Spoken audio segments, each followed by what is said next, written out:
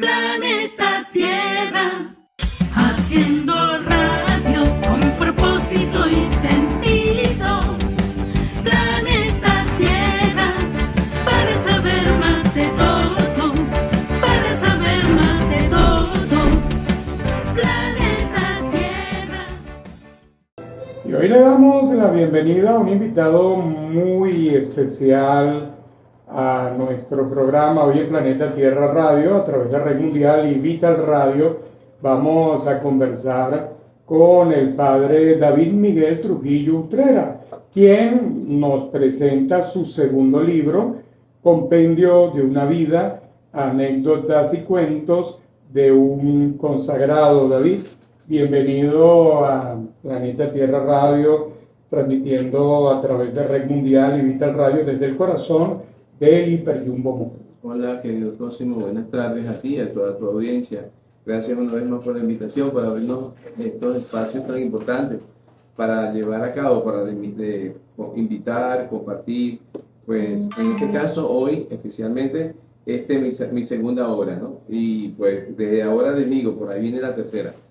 Les explico, por ejemplo, este libro que hoy, bueno, de hecho el sábado, Dios mediante, vamos a lanzar, vamos a promocionar, es parte, era uno, solo que como era tan largo, pues se tuvo que dividir en dos. Entonces, esta es la primera parte y la segunda parte, pues ya está hecha, solo que necesitamos más tiempo para editarla y publicarla, ¿no? Así que desde ahora, pues invitamos a todos aquellos que nos quieran acompañar el sábado a las 7 de la noche en los salones de Base Aragua de la Parroquia de la Resurrección para que compartan con nosotros esta experiencia. David, Compendio de una vida suena a una obra muy personal. ¿Qué te impulsó a abrir ese cofre de recuerdos y sentirlos listos para ser compartidos precisamente ahora en tu segundo libro? Ok, mira, de hecho fíjate, es curioso, este libro comenzó hace mucho tiempo, cuando yo era un joven seminarista, cuando estaba en filosofía, incluso el nombre se le dio ahí en ese momento. Este era mi primer libro y compendio es precisamente eso, la recopilación de toda una experiencia, ¿no?, vivida. Por eso lo he llamado así, Compendio de una vida. Y son cuentos, anécdotas, de hecho son artículos que durante todo desde cuando era seminarista, escribí. Lo que hice fue a aglutinar, recolectar, organizar, estructurar lo que ya venía haciendo desde hace muchos años. Por eso le llamamos compendio. Es el resumen, pues, de lo que llevo viviendo y vendrán otras experiencias que también espero poner por escrito. Nunca me imaginé, aun cuando lo soñé, era un sueño. Este era mi primer libro. El primero que se publicó fue fruto de una cuestión académica. Pero el primero en la mente y en el corazón fue el compendio de una vida. ¿Cómo defines la consagración en el contexto de tu vida y de tu carrera? La consagración es la dedicación.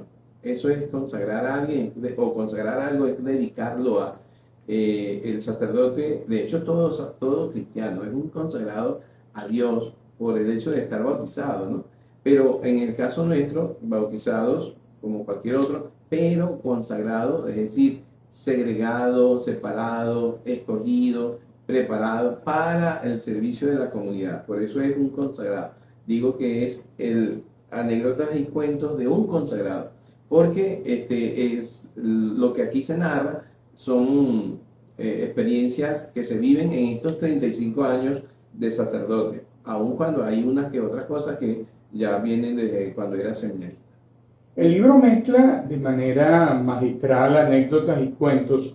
Hay una línea clara entre lo que es una anécdota real y lo que se transforma en ficción literaria. Sí, por supuesto, de hecho está separado en dos grandes partes.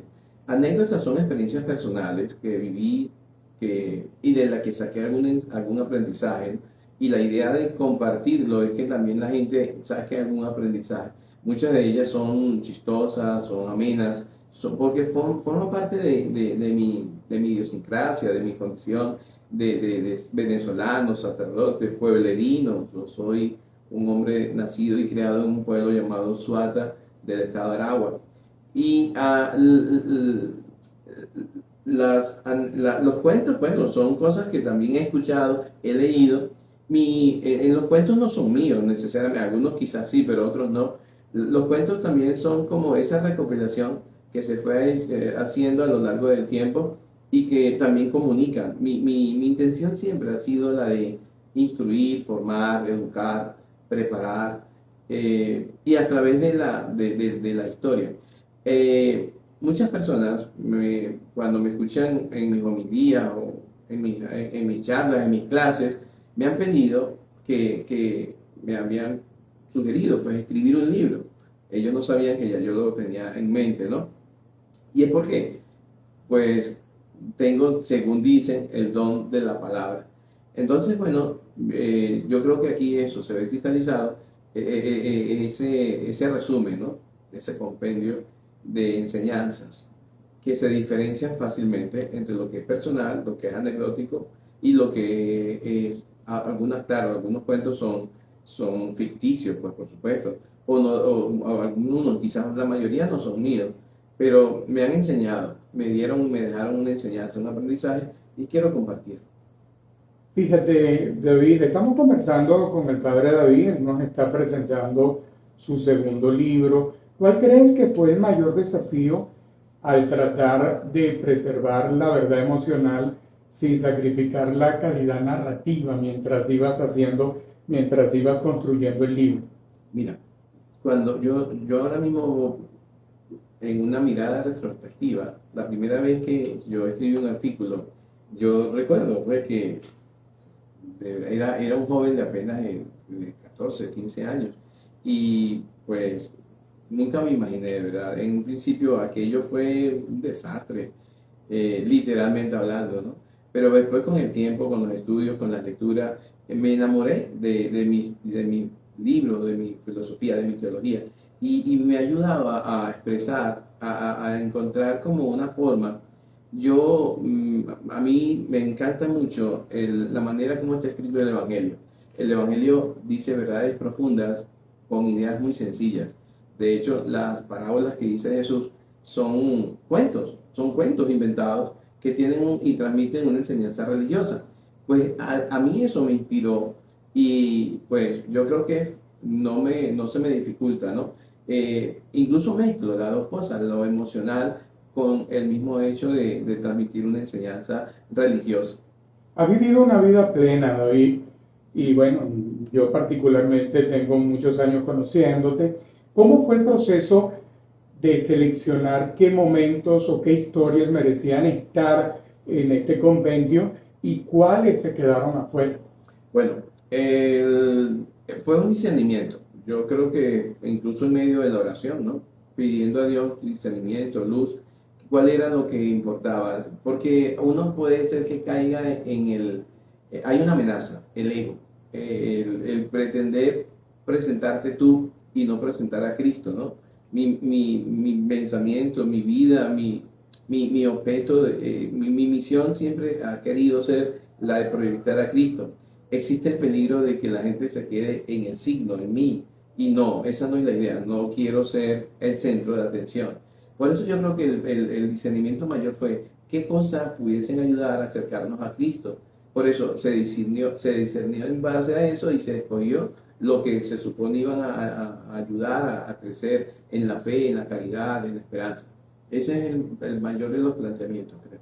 Si tuvieras que elegir una sola anécdota del libro que encapsule la lección más importante que aprendiste, ¿cuál sería y por qué crees que esa lección es vital compartirla con las nuevas generaciones? Dios escribe recto en renglones torcidos, decimos nosotros, ¿no? Y hay una que es la que abre, o por lo menos una de las primeras del libro, que por cierto se trató de plasmar en la portada del libro. Se llama Diosidades, se llama la anécdota que escribo, ¿no? Dice, no hay casualidades, hay diosidades. Es la número 4 de la parte de la sección B, cuando se habla del seminario. Allí narro parte de mi vocación, una decisión que tuve que tomar, y vamos a tratar de resumirla lo más que podamos. Cuando uno se ordena de diácono, cuando uno se va a ordenar de diácono, de allá el ser diácono es ser clérigo. Y pues como cuando uno se va a casar, ¿no? Uno tiene bueno, definir, pues, si hasta ese momento, en el tercer año de teología, ya finalizado, antes de comenzar el cuarto, tú optas por el diaconado, es porque las cosas van en serio. Yo entré a seminario a los 12 años y me ordené a los 24. A los 23 tuve que tomar esa decisión. Y pues como me imagino, a mí me ha pasado, y yo supongo que a todos les pasa lo mismo, entramos en crisis porque así como el que se va a casar, en las vísperas del matrimonio uno piensa, oye, ¿será esto lo que Dios quiere para mí? ¿Será esta la mujer con la que Dios quiere que yo cree o forme un hogar? A mí me pasó lo mismo. Al tercer año de teología, finalizado, opté por el diaconado y le pedí a Dios que me discerniera, que me permitiera saber, que me diera una muestra, una señal. Estaba en Toledo, en España, yo estudié la teología en España.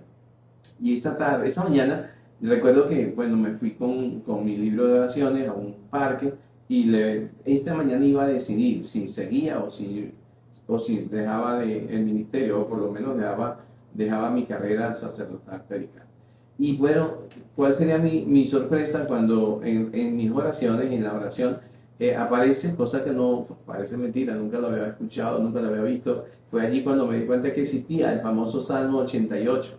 Y entre otras cosas decía, encontré a David mi siervo, le he ungido con óleo sagrado, estaré con él toda la vida. Pero no solo eso, sino que esa oración implicaba también una lectura bíblica, en donde se hablaba de la escogencia, de la selección, de la unción del rey David. Yo creo que no pueden coincidir la pregunta o el deseo que yo tenía de pedirle a Dios que me dijera, que me hablara, con esa lectura.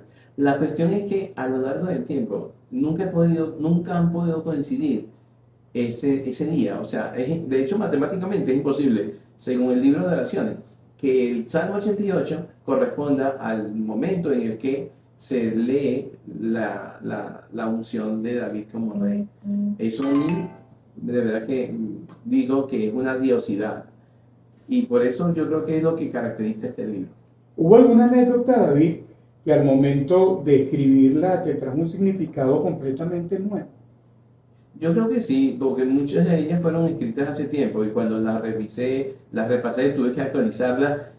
Algunas de ellas las actualicé en base a lo que hoy estaba viviendo. Yo soy muy afectivo, sobre todo con la parte familiar.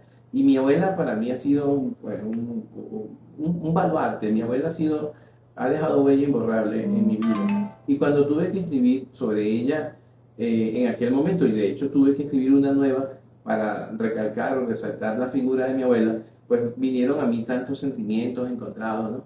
El hecho de no tenerla ahora mismo porque falleció poco tiempo después de haber sido ordenado, no sacerdote, diácono. Después de mi ordenación de diaconado, ella murió el 17 de agosto. Y bueno, pues yo creo que han traído buenos, lindos, hermosos recuerdos de la vieja que tanto me dio y que tanto me enseñó, ¿no? Eso sí me ha hecho como renacer, ¿no? Revolver ese sentimiento tan especial que tenía para con mi viejita. ¿Qué peso tiene el humor en tus anécdotas, David? Yo creo que el humor es parte también de las enseñanzas del Evangelio, ¿no? San Juan dice Dios es amor, pero si podemos, y si somos sinceros, pues tenemos que decir Dios es humor también, Dios es alegría, Dios es ameno. Y la parte lúdica es una parte importante dentro de la enseñanza, dentro de la pedagogía. Hoy hay que recalcar que sobre todo se ha descubierto esa parte, ¿no? El juego enseña a los niños y yo creo que a los adultos también. Por eso todo aquello que anime, que alegre el alma, pues será bien recibido. Muchas de ellas llaman a plantearse las cosas de un modo diferente, pero diría que desde lo ameno, desde el juego, Recuerdo, por ejemplo, hay un artículo que se llama Gracias, señor estafador, y es porque narra la historia del momento en que una persona, llegó al seminario, ya yo era superior del seminario, yo era sacerdote, y quiso, iba por información porque tenía un hijo que quería entrar al seminario, etcétera, etcétera. Me planteó él trabajaba supuestamente en el EMTC y yo no tenía, ¿cómo se llama? Yo no tenía la licencia y pues la aproveché, según yo. Y resulta ser que, bueno, pagué la licencia y era mentira. Cuando fui a buscarla, nadie lo conocía, no existía en aquel lugar. Entonces le decía, gracias señor estafador, porque aprendí que los caminos verdes no siempre son los mejores, aun cuando lo aprendí de esa forma, ¿no? ¿Encuentras que las historias más serias o dramáticas son las más difíciles de contar o las más gratificantes? Las dramáticas, yo diría que vamos a ver, las más tristes no son difíciles, pero son más profundas. Yo siempre he visto que en la tristeza, en las crisis, en las dificultades, es donde Dios se me ha manifestado de una manera excelente. Y no me cuesta contarlas o incluso narrarlas o escribirlas, pero sí creo que son las más profundas. ¿Cómo has evolucionado, David, en el proceso de escritura entre tu primer libro, Ecoespiritualidad, una manera de concebir la existencia? Por cierto, ese libro es extraordinario, y este segundo libro que pronto vamos a tener en nuestras manos. Bueno, recuerdo, te comentaba al principio que este no es, a pesar de salir, de ver la luz del mundo en segundo lugar, pues es el primero, porque estuvo siempre allí, ¿no? En mi corazón, en mi mente. El que publiqué al principio, el primero, cronológicamente hablando, es el resultado de un trabajo académico. Yo hice el doctorado en educación y ese libro fue el resultado de mi tesis doctoral. Tratado de bajar, o sea, sin tanto academicismo, más llevadero, más liviano, pero la realidad es que este que hoy estoy anunciando, diciendo y publicitando es el primero en el corazón, es el primero en la mente. ¿A quién esperas que conmueva o inspire el libro, las líneas de este libro? A todos mis parroquianos, a todos aquellos que me conocen, a mis amigos. Hay gente que yo sé que me admira y que me estima. A ellos está dedicado, de hecho, el libro, ¿no? Y yo creo que a ellos sí se debe, bueno, a todo aquel que lo lea, de seguro, aun cuando no me conozca, pues va a aprender a conocerme. No es una gran cosa, pero algo les va a quedar, seguramente. Hay un mensaje particular dirigido a los jóvenes que están comenzando sus propias vidas consagradas en sus respectivos campos. La excelencia. Y no solamente a los jóvenes que están comenzando su vida consagrada, a todos los jóvenes, a los venezolanos. La excelencia. Dar el todo por el todo. Poner el corazón en lo que hacemos. Es lo que me ha caracterizado. Yo no soy muy excelente, o sea, yo no soy de 20, por decirlo de alguna manera, pero lo que doy lo doy con el corazón. Y eso es quizás una de las cosas que más me ha caracterizado en toda mi vida, ¿no? Lo he aprendido de mi padre, de mi abuela, de mis propios hermanos. Han sido ejemplos para que yo procure hacer las cosas y hacerlas una sola vez, hacerlas bien. Esa es la intención. Y es lo que procuro con el libro, pues lo que pretendo con él. Ser mejores, ayudar a los demás a ser mejores. Con eso me doy por satisfecho. Después de haber compilado y revisado toda una vida en esta página, ¿cuál es la reflexión más profunda o la conclusión personal a la que llegas sobre el sentido de tu propia trayectoria, David? Queda mucho por hacer. El mundo es algo que no está terminado. El universo está en expansión y no todo está escrito. Aun cuando parezca que sí, o aun cuando haya gente que diga que todo está escrito, pues no todo, hay mucho que hacer. Y la vida de cada uno es un libro abierto que se escribe cada día. Yo creo que si pensamos de esa manera, viviríamos intensamente cada instante, desde el amanecer hasta el anochecer. Disfrutaríamos el andar descalzo en una playa, el ver un cielo estrellado, disfrutaríamos cada comida que nos alimenta, disfrutaríamos a las personas que están a nuestro lado Yo creo que esa es en todo caso, eso pues la enseñanza más profunda que puedo transmitir. Gracias, David, por estar esta tarde con nosotros compartiendo en Planeta Tierra Radio a través de Red Mundial 93.9 FM y vitalradio.us. Yo quisiera preguntarte, ¿mañana arrancan las misas de aguinaldo en la parroquia? Bueno, y en toda la diócesis y en toda Venezuela. Sí, para los que vivimos, los que creemos, los que somos católicos, cristianos, comenzamos la novena de la Navidad, las llamadas misas de aguinaldo. La tradición habla del el 16 en la madrugada. Desde hace algún tiempo para acá, algunas parroquias lo hacen en la noche, por lo cual comienzan hoy. Si se comienza en la noche, tendrá que ser hoy en la noche para que den las 9 misas. La última sería el 23 en la noche. Pero lo tradicional es el 16 en la madrugada y terminaría en el 24 en la madrugada, porque ya el 24 en la tarde-noche es Navidad. ¿Vuelve el pregón este año? El 23 de diciembre es una tradición en mi parroquia, espero que cuando yo no esté todavía se siga haciendo. Es una experiencia única, es hermosa, los que quieran asistir están invitados cordialmente. Pueden llevar una vela porque en un momento dado se apagan las luces, se canta la noche de paz y se bendicen las velas. La vela encendida que denota, recuerda el nacimiento de Dios que viene y surge en medio de la oscuridad. Ojalá que Dios nazca en el corazón de todos nosotros los venezolanos, sobre todo en este tiempo que bastante falta nos hace. ¿Habías dicho que el bautizo del libro es el 20? El día sábado 20 a las 7 de la noche, después de la misa de 6 de la tarde en Baceragua, la parroquia de la Resurrección del Señor.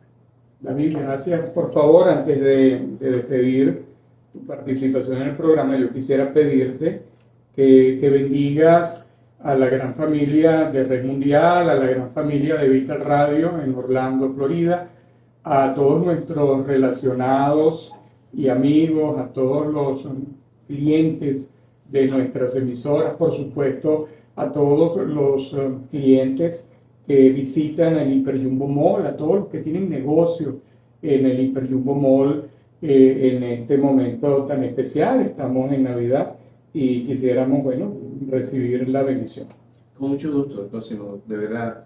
En mi estado aparece una descripción, comúnmente se pone cualquier cosa. Yo puse allí bendecido para bendecir. Si yo he sido un hombre bendecido por Dios, pues qué más que repartir bendiciones por donde quiera que vaya. Yo le pido a Dios que en estas Navidades podamos unirnos más como hermanos, podamos perdonarnos más, podamos buscar la excelencia por donde quiera que tengamos que incursionar en esta vida. Y a ti y a todos los tuyos, a tu familia, a quien considero mi familia, a los que has dicho, a los que has nombrado, pues le pido a Dios y a la Virgen María que les dé y les conceda su bendición. En el nombre del Padre, del Hijo y del Espíritu Santo. Amén. Gracias. El padre David Trujillo, recuerden, en su segundo libro ya lo podrán visualizar en las redes, en la tapa, el título, todos los detalles. El 20 lo bautizan y por supuesto ya lo tendrán a disposición. Gracias, David, por acompañarnos esta tarde. Dios te pague, que se vuelva a repetir.